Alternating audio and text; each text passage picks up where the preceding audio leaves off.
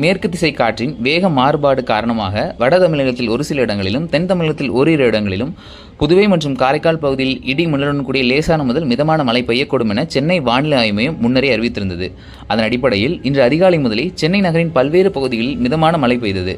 Central, Egmore, Kodambakkam, Saidapet, கிண்டி உள்ளிட்ட பகுதிகளில் காலை நேரத்தில் மழை பொழிந்தது. காலை நேரத்தில் மட்டுமின்றி மாலை நேரத்திலும் தொடர்ந்து மாலை 6 மணியிலிருந்து அரும்பாக்கம், நுங்கம்பாக்கம், சூளைமேடு, மேற்கு மாம்பலம், வடபழனி, அசோக் நகர் உள்ளிட்ட பகுதிகளிலும் சீரான மிதமான மழை பெய்தது. காலை மாலை என தொடர்ந்து பெய்த மழையால் சென்னையின் வானிலை குளிர்ச்சியாக மாறியது. அதே சமயம் சாலைகளில் வாகன நெரிசலும் அதிகரித்தது. வானிலை ஆய்வு மையம் அடுத்த சில நாட்களில் சென்னை மற்றும் அதன் சுற்றுவட்டார பகுதிகளில் இடியுடன் கூடிய லேசான மழை பெய்யும் வாய்ப்பு உள்ளதாகவும் தெரிவிக்கப்பட்டுள்ளது.